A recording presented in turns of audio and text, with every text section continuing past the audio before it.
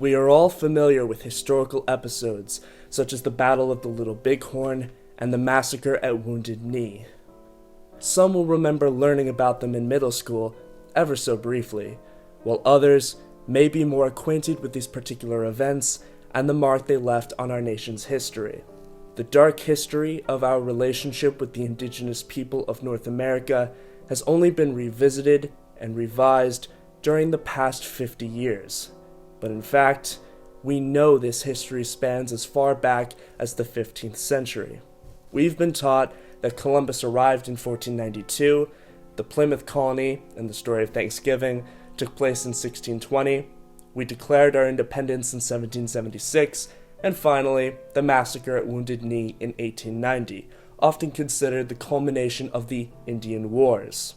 As far as many middle and high school history classes are concerned, it ends there.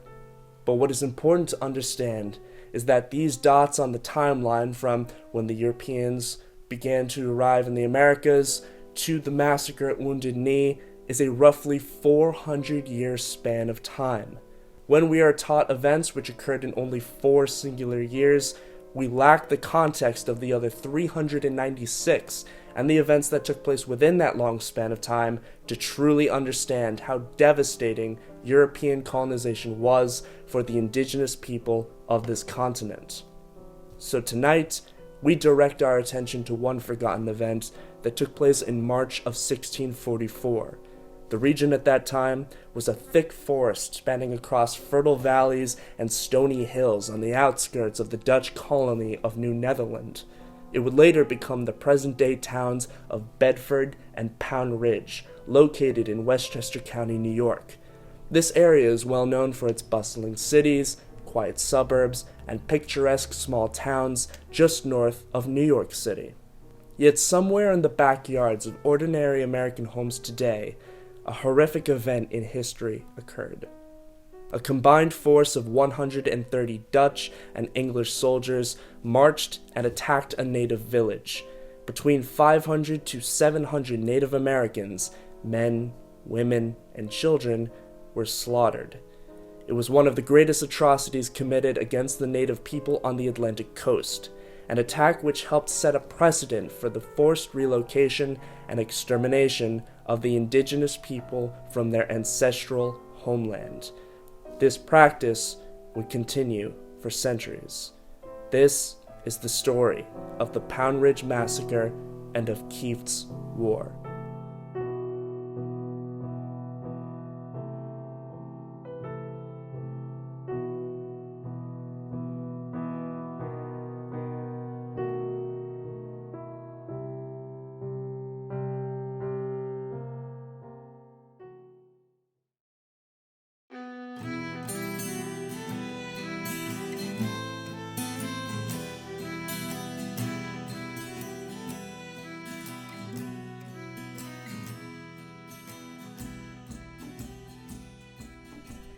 To understand how this event occurred, we must investigate the events which preceded this horrific attack. Our story begins during the Age of Exploration, the 1600s, in the city of New Amsterdam, which would become the city of New York. New Amsterdam was located in the Dutch colony of New Netherland, the future colony and state of New York. New Netherland was controlled by the Dutch West India Company, and it had grown from 2 small settlements established primarily to manage the fur trade to becoming an international trading hub and a melting pot of many different cultures, religions, trades, nationalities, and philosophies. This is where New York City's reputation as a financial and cultural capital of the world was born, with the Dutch colonists of New Netherland. However, in many ways, the colony was a victim of its own success. The Dutch West India Company wanted to run the colony the way they ran their other outposts around the world. Principally, the company's priority was to establish military trading posts and ensure continuous profit. The Dutch West India Company did not see themselves in the business of establishing permanent colonies. However, unlike other outposts, There was a growing, culturally thriving population in New Netherland. As a result, the colony lacked a representative government or a governmental structure of any kind. This differentiation worsened upon the arrival of William Kieft in 1638, the new Director General of the colony. It is uncertain how or why he was appointed to this position by the company, but we can speculate he had good family connections back in Amsterdam, and it was a case of patronage or even nepotism which brought him to govern the colony. When Kieft arrived, the colony was in disorder. He was determined to exert the iron authority he believed was necessary to turn the colony around. The office of Director General was absolute. There was no political structure, no judicial body, and no representative legislature. The Director General was given a single tool to rule the outpost on behalf of the company: military dictatorship. Now that would all be fine if this was nothing but a simple trading post in an isolated part of the world. But the development of the colony on Manhattan Island was different, both in a financial sense and a cultural one.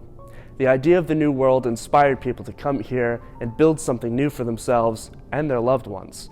The culture of the Dutch Republic allowed a more liberal society to flourish compared to their conservative English Puritan counterparts in New England. Dozens of currencies from doubloons to guilders, but especially wampum, was traded within the colony.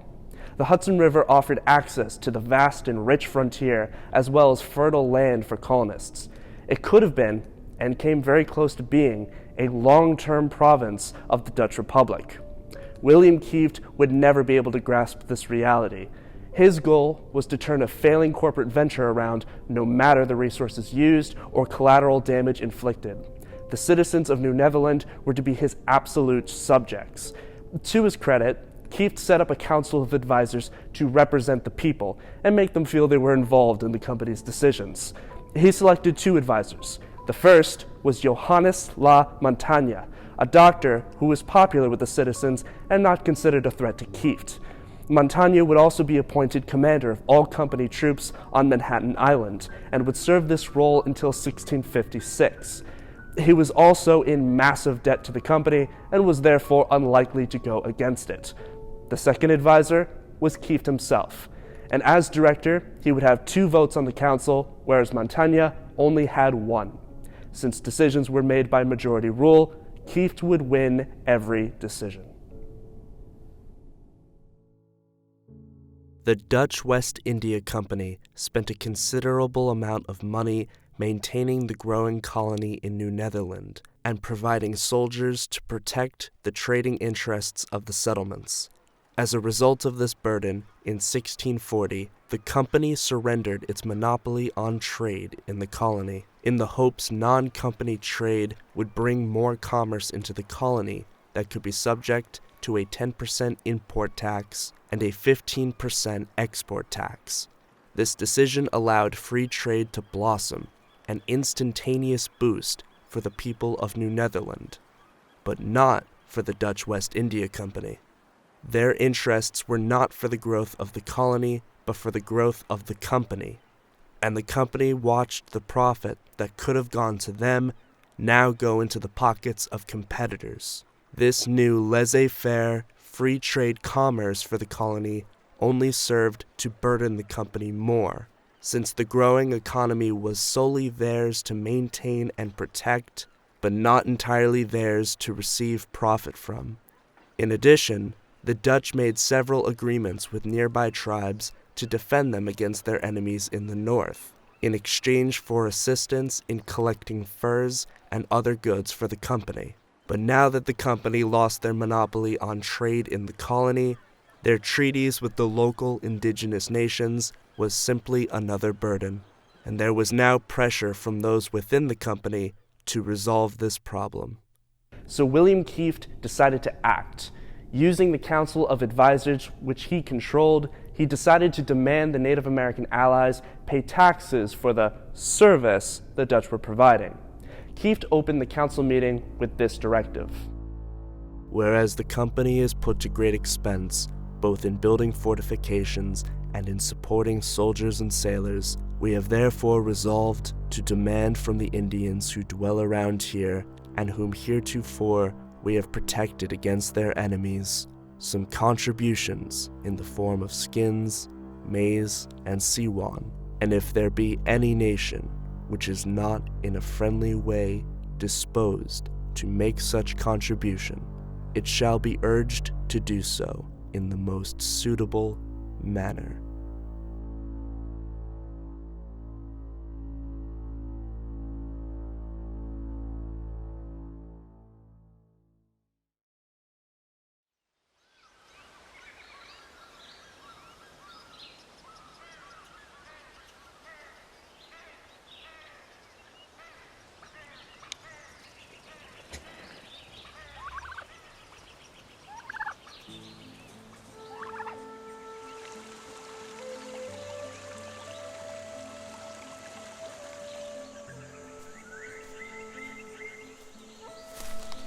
The tribes surrounding the city of New Amsterdam were of the Eastern Algonquin dialect, specifically within the Munsee subgroup.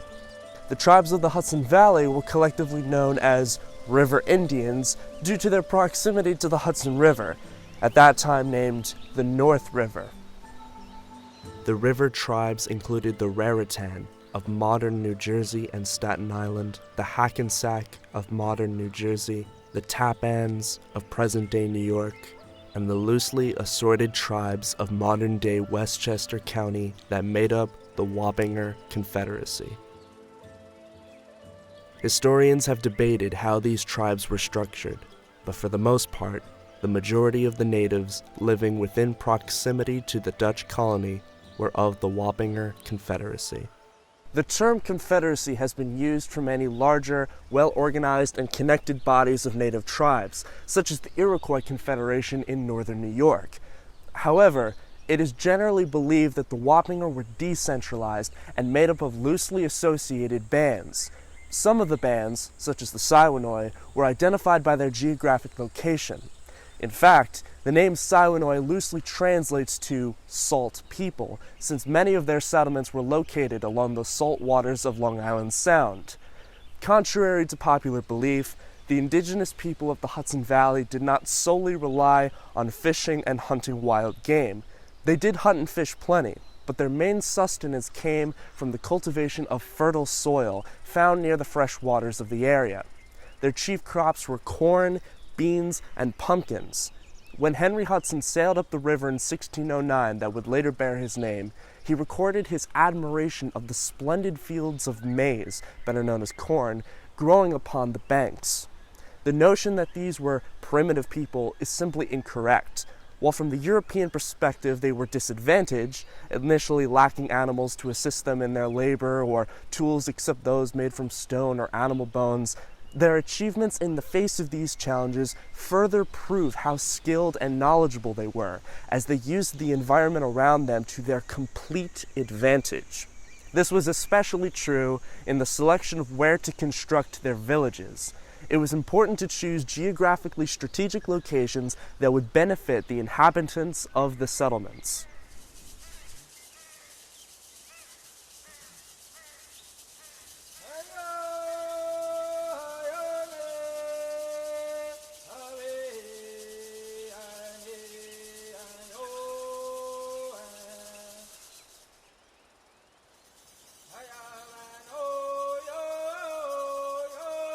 The Wappinger village at the heart of our story is one example of a strategically located community.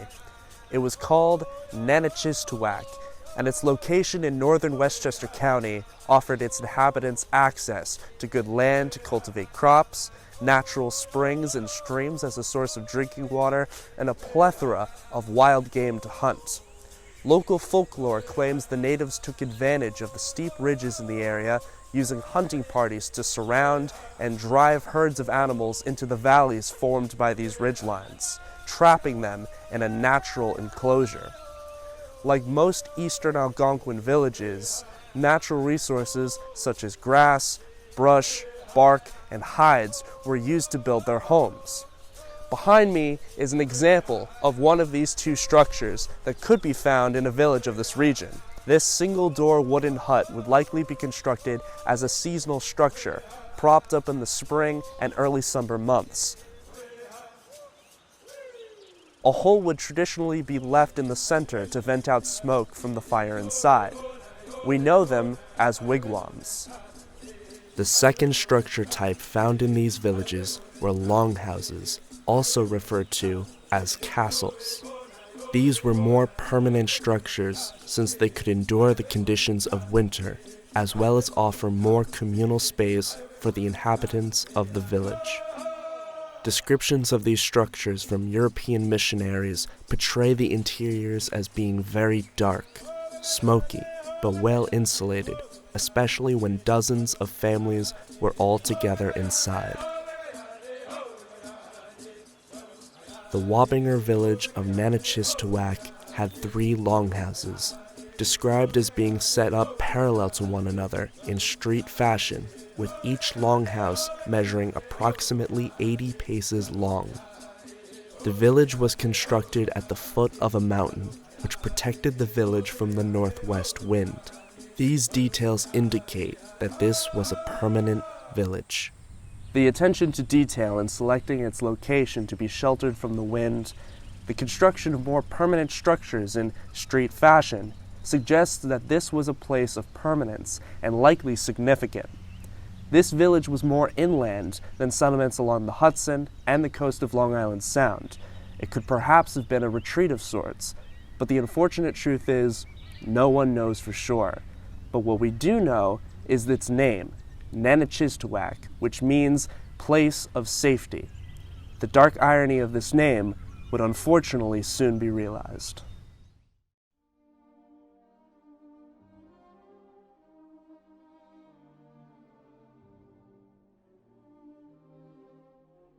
When William Kieft announced his intention to tax the Native Americans for the protection provided by the Dutch West India Company, longtime residents of the colony, who knew the regional tribes fairly well, warned him against this move.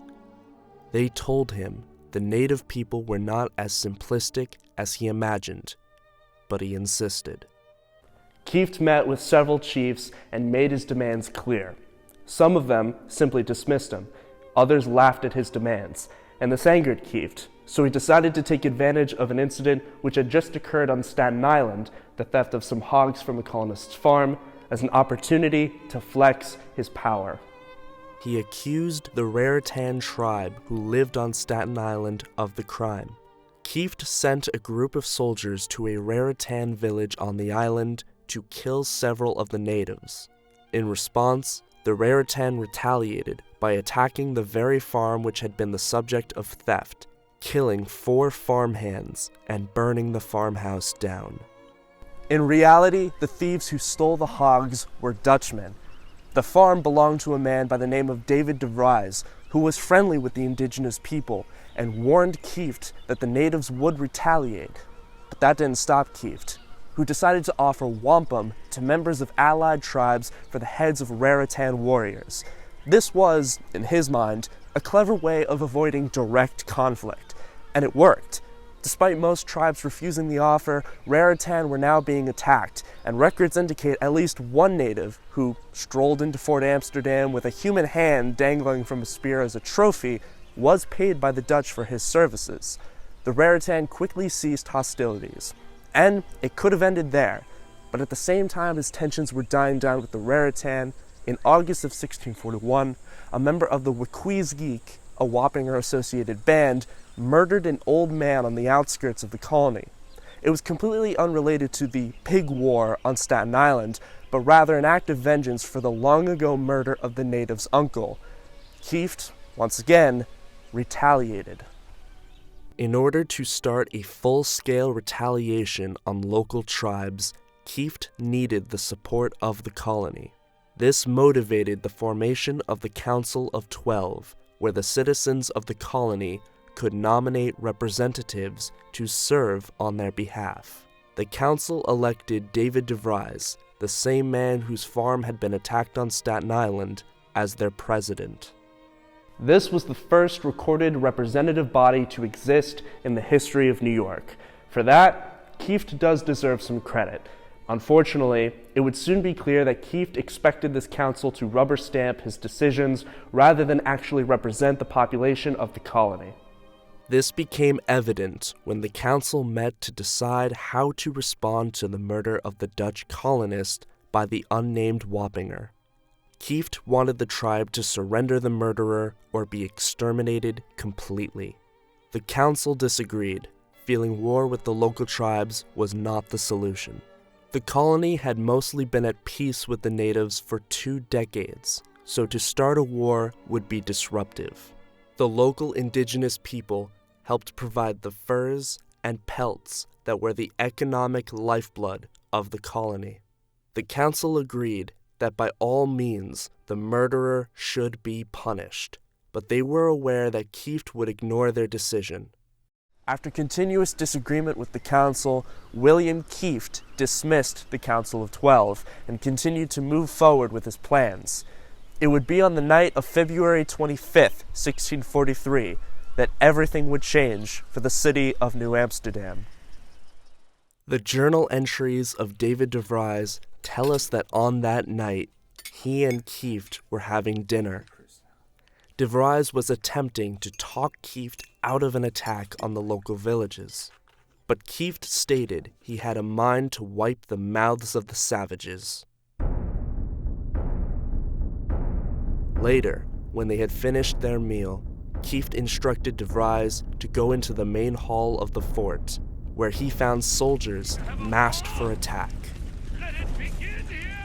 Before his eyes, 2 parties were formed, one to march 2 miles northwest to raid a small group of natives at Corlaer's Hook, now on the Lower East Side of Manhattan, and attack a larger group camped in an area called Pavonia, now Jersey City. De Vries was horrified. These tribes had come to the Dutch seeking sanctuary from Mohawks farther north. They had always been peaceful and helpful to the Dutch. Now William Kieft wanted them exterminated. From the fort of New Amsterdam, where the present U.S. Custom House stands today near Battery Park, De Vries recalled that, around midnight, I heard a great shrieking, and I ran to the ramparts of the fort and looked over to Pavonia, saw nothing but firing, and heard the shrieks of the natives murdered in their sleep.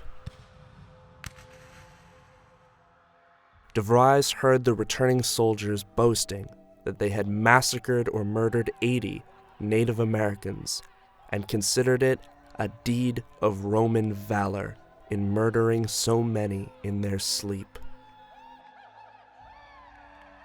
Disgusted by the attacks at Pavonia and Corlaer's Hook, De Vries would leave the colony later that year. He would never return.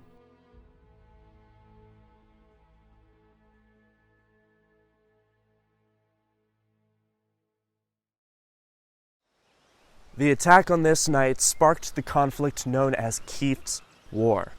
Many colonists were against the attacks, since not only did the fur trade depend entirely on the assistance of the local indigenous nations, but the colonists were vastly outnumbered. After the attacks on Pavonia and Corlaer's Hook, something happened that no one could have predicted. Kieft's cruel and violent treatment of the native nations in the area brought about the unification of the Algonquin River tribes into an alliance with the sole intention of slaughtering Europeans. Colonists were trying to maintain their way of life, but this became nearly impossible. Attacks came, often in the dead of night. Settlers on the outskirts of the colony became victims to hails of arrows as well as musket fire. This was a warning. The true war was about to come. A plantation at Actor Coal, present-day Newark, New Jersey, was burned to the ground. Settlements on Long Island were decimated. Small war parties of Native Americans attacked farms on the isolated parts of Manhattan Island. They hacked cattle, burned crops, and killed anyone and everyone they faced. Women and children were either butchered alongside their male family members or dragged away into captivity.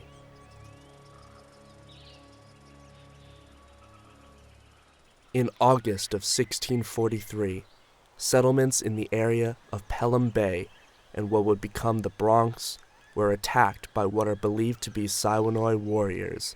They slaughtered the residents of the settlement, including the family of Anne Hutchinson.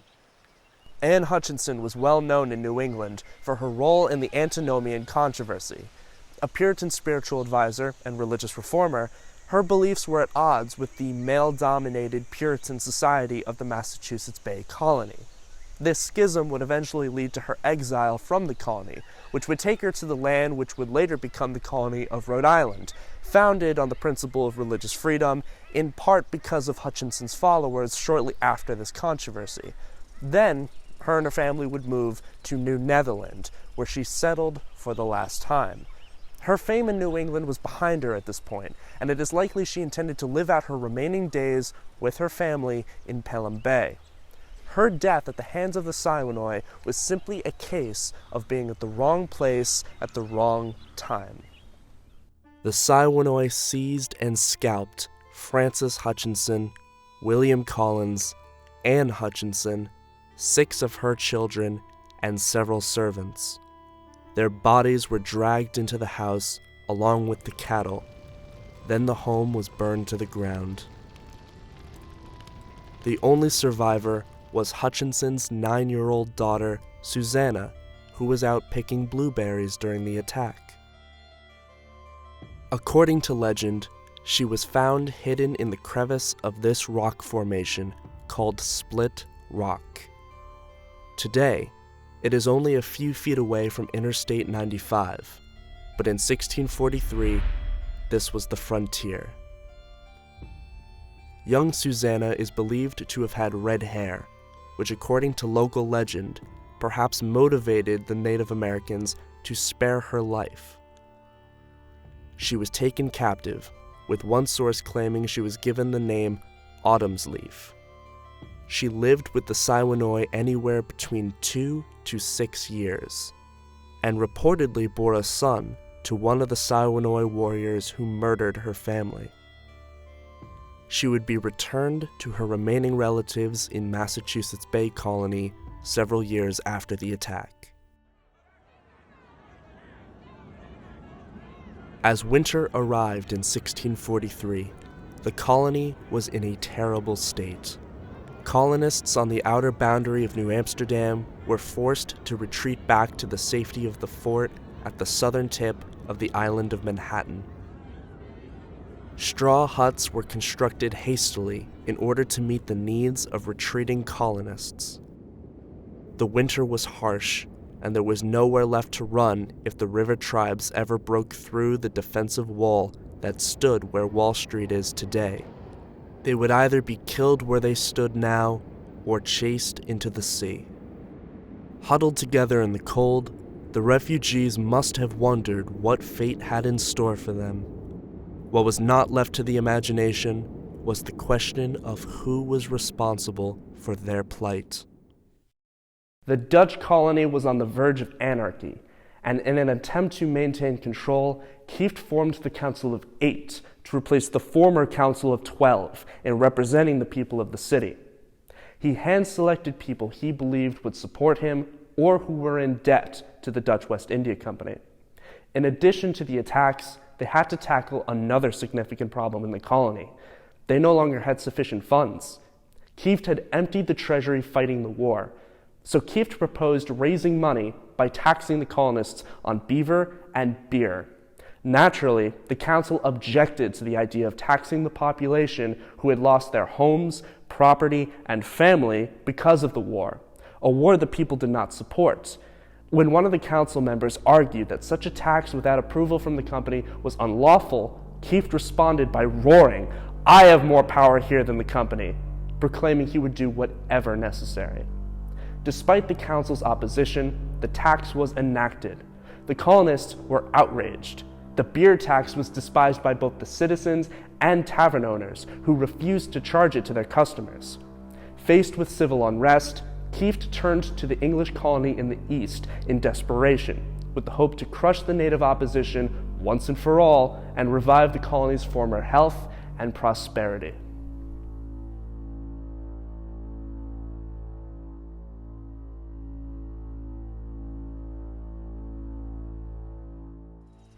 The Council of Eight decided to hire an Englishman from the nearby colony of New Haven. This man's name was John Underhill, and he had earned a reputation as an experienced soldier and Indian fighter. He was a veteran of the Pequot War, where he murdered hundreds of men, women, and children in the infamous Mystic Massacre of 1637 in present-day Connecticut. He would justify the atrocities by stating, "Sometimes the scripture declareth women and children must perish with their parents. We had sufficient light from the word of God for our proceedings." The council requested Underhill, along with an auxiliary force of 150 men from New Haven, to assist the Dutch in the destruction of major villages inland. They were offered 25,000 guilders as a mortgage. If estimates are correct, that would equate to an astounding $1.5 million today. The English colonists of Connecticut did not object to the agreement to attack the villages. Their settlements in Greenwich, Stamford, Bridgeport, and New Haven were within close proximity to the unrest in New Netherland. In addition, many were upset by the deaths of Anne Hutchinson and other English colonists in the region. John Underhill may have had a personal motivation to fight the river tribes for murdering Anne Hutchinson, who he defended back in the Massachusetts Bay Colony years earlier. He was also exiled from the colony alongside her in the 1630s. Whatever the reason, whether it be profit, vendetta, protecting the colonists, or personal hatred of the native population, John Underhill accepted Kieft's offer. He organized 2 companies of volunteers, roughly about 120 men, with Mohegan Scouts, and joined the conflict already underway. The first efforts of the combined Dutch and English forces were, for the most part, ineffective. An expedition was sent to clear Staten Island, only to find abandoned villages. They did manage to secure corn in this raid, which pleased the hungry colonists of New Amsterdam. The second expedition had similar results. The plan was to move inland, following information provided by a sympathetic Native American guide who had reported an important village that would not be expecting an attack. Forces landed on the Connecticut coast and moved inland, but failed to find the village. Their guide was nowhere to be found. The European force assumed that he had either given warning to the Wappinger or simply abandoned them. They retreated back to the coast, where they were able to pillage several small Siwanoy and Wappinger settlements near Stamford and Greenwich. A more successful attack was conducted on Long Island, at the request of colonists who had been under threat of an attack from the indigenous Medawac tribes of the western half of the island. Participating in this attack was La Montagne, the other member of the first council formed by Kieft in 1640. Commanding the Dutch forces, La Montagne and John Underhill killed 120 native people. The combined Dutch and English forces returned from Long Island, while John Underhill traveled to Stamford to uncover any information on the supposed important village not found in previous expeditions. In March of 1644, Underhill found the native guide who had indeed gone astray the night of the second expedition. As it turned out, he was now in danger of being captured or killed by the Wappinger, who he claimed were about 500 strong. We don't know the details of why he was in danger, though one can assume that it may be related to his first attempt in helping the Dutch and English forces. Why he had abandoned them the first time, only to come back later, may never be known. To make up for the abandonment during the first attempt, he offered to guide John Underhill and the combined Dutch and English force to the large village inland. A force of 130 men were assembled, Underhill to lead the English and Hendrik van Dyke to lead the Dutch. They embarked in 3 yachts, small wooden vessels, and landed in Greenwich, Connecticut. Most likely, they landed here, at Tomac Cove. While the official report on the attack does not name the exact location the combined force landed, it can safely be assumed to be Tomac Cove, which was the main town dock, and it was the closest cove with deep enough waters to allow vessels to enter and dock. Its present-day location, in the neighborhood of Old Greenwich, does not present itself as anything other than a picturesque coastal neighborhood in one of America's wealthiest communities. But 378 years ago, the combined force led by John Underhill landed here. They stayed for the night, and in the morning, began their march northwest. A description from a Dutch colonist in 1647, 3 years after the massacre, is the only account we have for this event. He describes how they marched over stony hills, over which some had to crawl on all fours. The harsh winter made the snow deep and difficult to traverse for the force. After nightfall, around 8 o'clock, they came within a mile of the village. The colonist reported the force had crossed 2 rivers, one of which was 200 feet wide and 3 feet deep. They decided to wait until 10 o'clock to attack the village.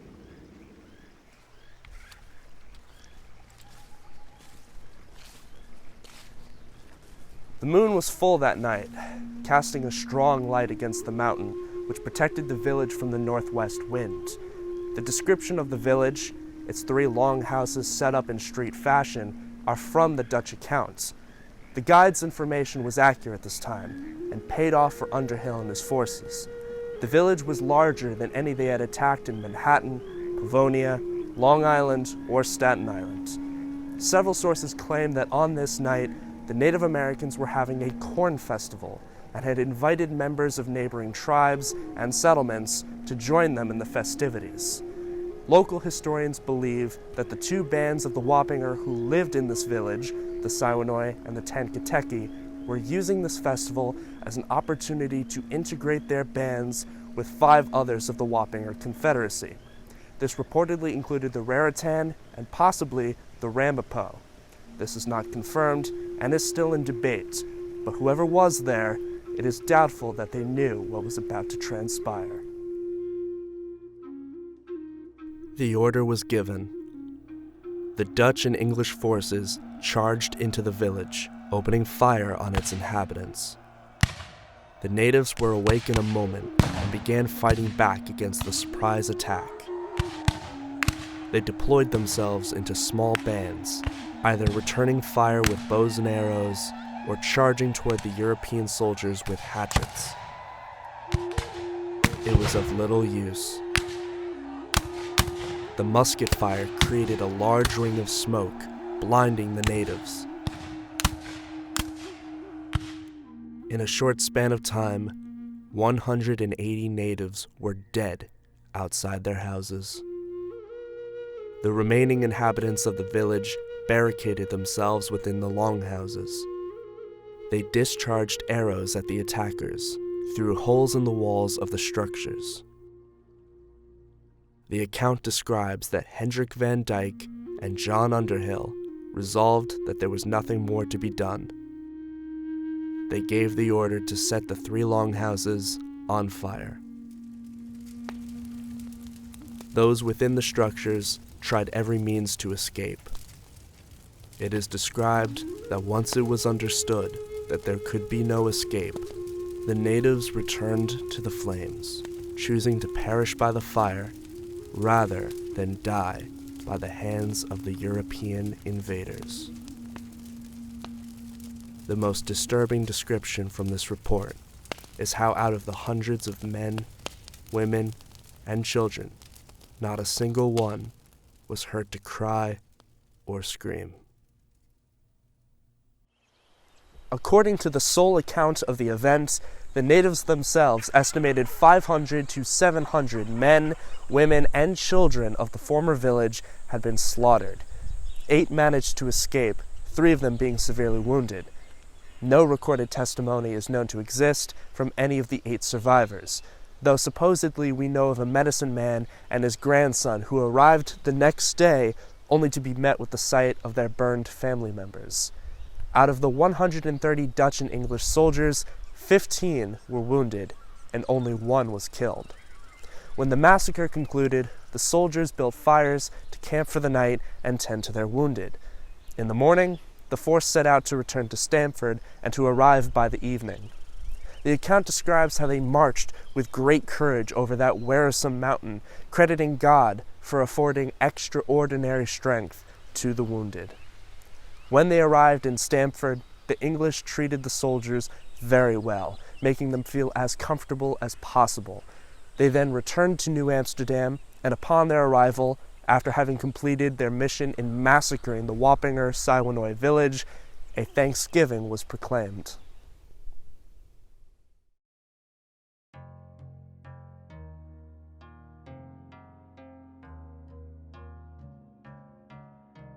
The massacre at Nanachistawag was the most devastating event of Kieft's war. The 2 bands of the Wappinger who inhabited the village, the Siwanoy and the Kankateki, were estimated by author S.F. Cook to only have a population of 1,800 in 1620. The slaughter of 500 to 700 Siwanoy or Kankateki would mean the loss of 1/3 of the total population for these 2 closely associated bands. The barbarity of this event and the rest of the war on both the native population and the Dutch colony would eventually lead to a truce that was finalized on August 30th, 1645. Several chiefs representing the different tribes, bands, and loose confederations who fought the Dutch met with William Kieft in front of Fort Amsterdam. Oratani of the Hackensack, Sesikemu of the Tappans, Willem of the Rekawawank, Mayowatenaman of the Nyack, and Apye of the Wikwisgeek were there either to represent their own tribes or to serve in the capacity of attorneys of the neighboring chiefs. Both sides agreed to a firm and inviolable peace, and agreed that future disputes would be settled diplomatically. The war was now over. By this point in time, only a small number of colonial villages remained occupied. Many settlers had returned to Europe during the conflict. While the New Netherland treasury was almost non-existent, Kieft had accumulated over 4,000 guilders during his term in office. If estimates are correct, that would equate to $240,000 today.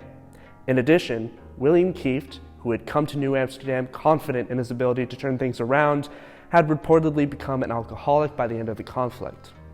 The Council of Eight spent the years after the Pavonio attack of 1642 working desperately to convince the Dutch West India Company back in Holland to replace Kieft, as they viewed him and his war as a threat to the colony, those who lived within it, and the indigenous people who for so long had been kind and helpful to the Dutch colonists.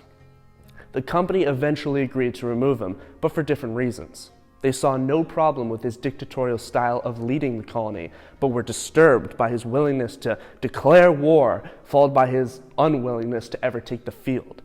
At no point did Kieft ever put himself on the front lines of combat, choosing rather to send company soldiers to commit his atrocities. The desire of the council to see a representative government or personal freedoms for the colonists was ignored by the company, who felt the colony's true problem was the lack of a director general who understood the correct manner to use force. Kieft was officially removed in 1647, and as he departed New Amsterdam, a crowd gathered to shout and swear at him as he boarded his ship. The mood was festive. There was even celebratory cannon fire. The company replaced Kieft with a man by the name of Peter Stuyvesant, arguably the most well-known director of New Netherland. He would serve until the colony was surrendered to the British in 1664. William Kieft was to return to Amsterdam to answer for his actions during his tenure as Director General. However, the ship carrying him, the Princess Amelia, would sink off the coast of Swansea, Wales. According to 2 survivors, Kieft acknowledged his responsibility in the events which occurred over the previous decade before drowning in the waters of the Bristol Channel. William Kieft never answered for the atrocities he inflicted on the natives on behalf of the Dutch.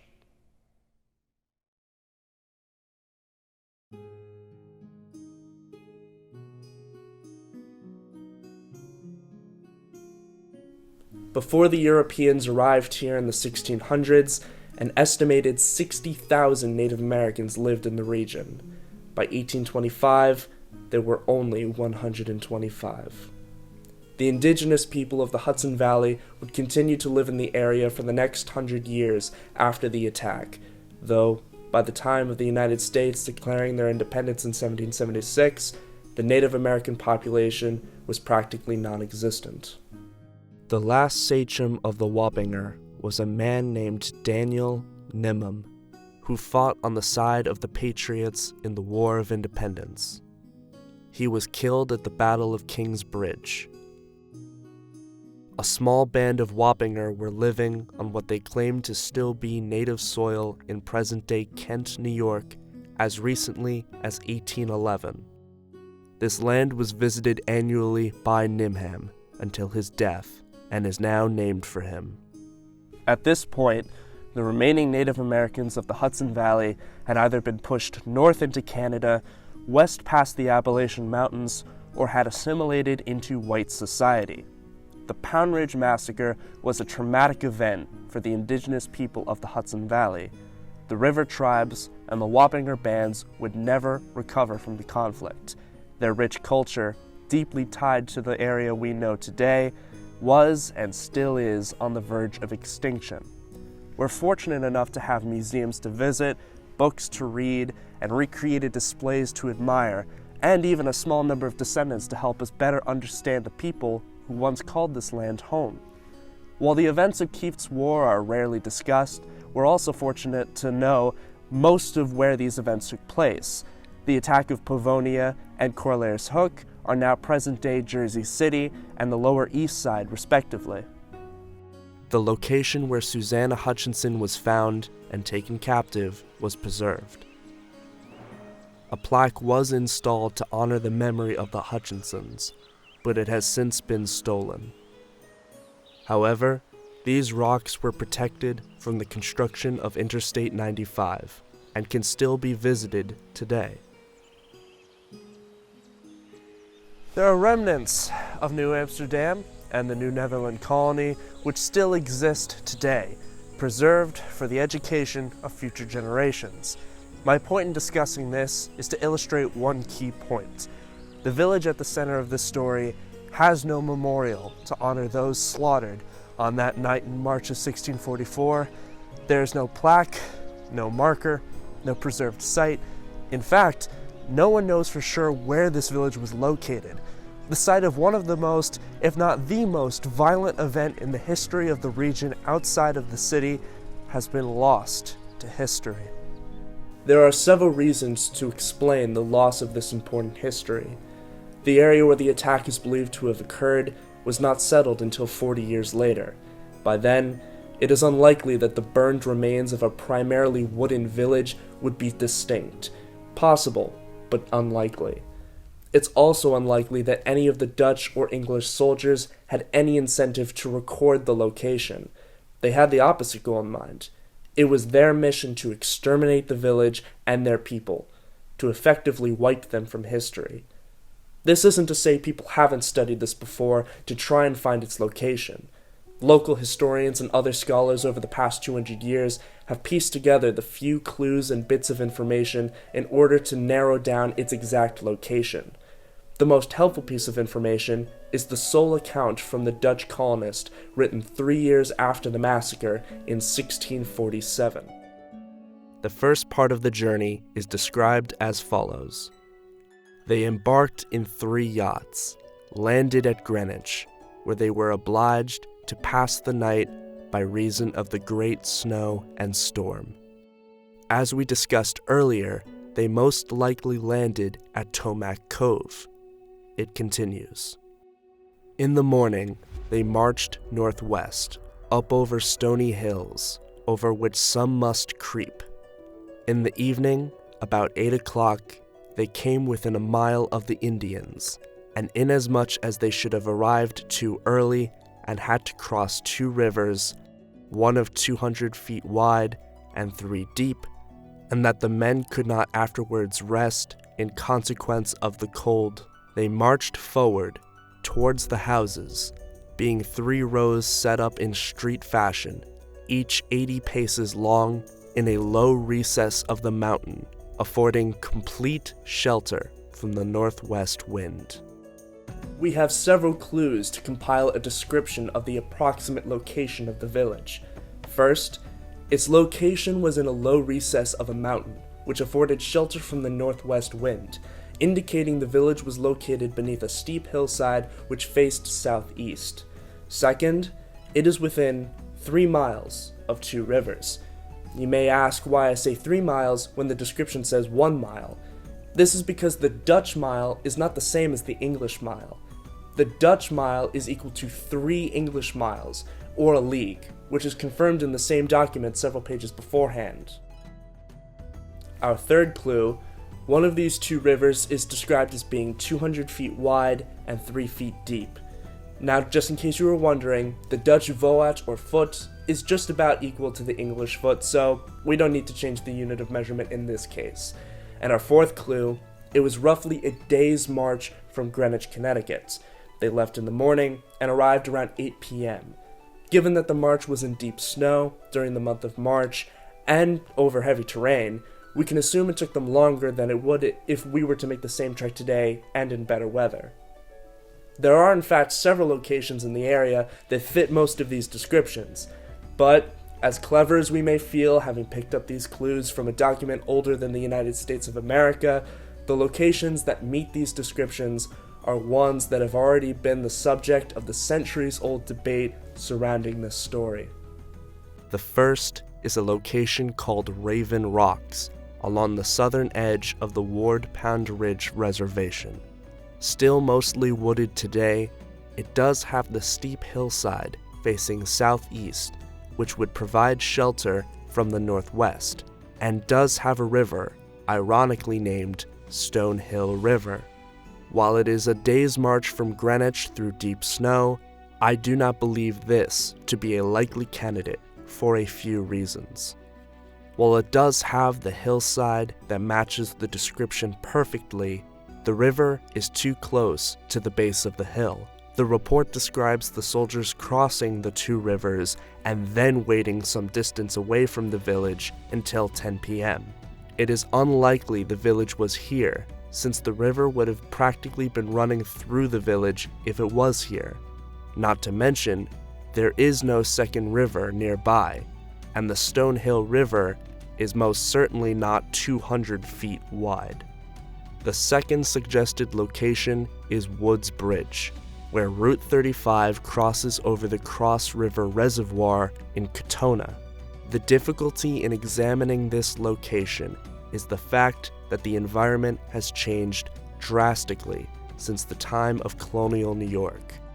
This is due to the construction of the Cross River Reservoir, the Muscoot Reservoir, and the Croton River Reservoir, which supply a good portion of New York City's drinking water today. While the Cross River now matches the description of 200 feet wide, this is due to man-made construction in the 19th and 20th centuries. The topography is similar to the descriptions provided, but ultimately it's inconclusive. The third suggested location, and in my opinion, the most likely, is the junction where Route 172 and Route 104 meet, beneath a steep slope by the name of Indian Hill, or Stony Hill on some maps, in Bedford, New York. The steep hillside almost perfectly fits the description of the report, with a large, rocky slope that faces southeast, providing complete protection from the northwest wind. It is also close by to the Mianus River, a natural river that flows all the way to Greenwich that could very well be one of the 2 rivers in the report. Upon further study into the history of Westchester County, I uncovered a story from 1848 of an elderly resident of Bedford named Mrs. Martha Holmes, who claimed that in her youth, roughly the year 1765, there were several mounds at the foot of the hill, which were supposedly the graves of the natives slaughtered 120 years before. According to local folklore, streams of blood ran down the south side of the hill, and many bones are now interred in those mounds. Unfortunately, these stories cannot be corroborated, nor have these mounds ever been found. The name Indian Hill should not immediately be a clue to support the belief that this is the location of the event in 1644. There are at least 4 Indian Hills in the nearby towns of Pound Ridge, Shrub Oak, Jefferson Valley, and Katona, as well as many other towns within the region. However, in many of the volumes on the history of Westchester County, they all claim that it was this location in Bedford rather than Pound Ridge, and therefore that was the reason why this was called Indian Hill. Once again, these claims cannot be fully supported. Another interesting claim is that Route 104, the road that connects the town of Greenwich, where Underhill and his men started their march, to the junction in Bedford, where some claim the village once stood, was an old Native American trail that became a road for settlers, then a road for citizens of Bedford and Greenwich, and then finally State Route 104. Could this trail have connected the village directly to the waters of Long Island Sound on the Connecticut coast? It is difficult to say for sure. Logically speaking, it would make sense. The Siwanoy bands many believed to have belonged to the village were closely associated with the coastline. A direct trail from their central village inland to their smaller settlements by the Long Island Sound, also destroyed by Underhill, seems logical. Unfortunately, this is all speculation. There are no known documents that can verify any of this. The village's location, the exact day of the month the event took place, even the exact tribe who resided in the village is not known for sure, although it is generally accepted it was of Siwanoy and therefore Wappinger origin. The reason for these mysteries is because of the lack of preserved documentation from this time period. As we discussed earlier, there was little incentive during this time to document the life and culture of the Native Americans. Some colonists, who were sympathetic to them, did try. Men such as David de Vrij and Adrian Vanderdonk, the namesake of the city of Yonkers, as well as a few others, did write very detailed descriptions on the different bands, tribes, and nations within the colony. It is because of these forward-thinking individuals we are fortunate enough to know as much as we do now. But in all honesty, the Dutch era of colonial history in this region is in itself obscure. When the English took the colony in 1664, they nearly wiped away all of the Dutch history in the region, most likely because the two nations became engaged in the Second Anglo-Dutch War, and they wanted to reform the colony as an English one. In some ways, this was necessary for New York's eventual growth. Yet much of what makes New York the great city and state it is today was built on Dutch foundations, and yet we know very little about the history of this period. For these reasons, the conflict of Kieft's War, its impacts on the colony of New Netherland, and especially its devastation on the Native American population has nearly been lost to history. Remnants of this time period exist in the names of water and landmarks, such as Raritan Bay, the Tappan Zee, Wappinger Falls, the Siwanoy Country Club, Indian Hill. These only provide a small glimpse into the dark chapter that was the annihilation of the native people from this region, a chapter that is hidden in plain sight.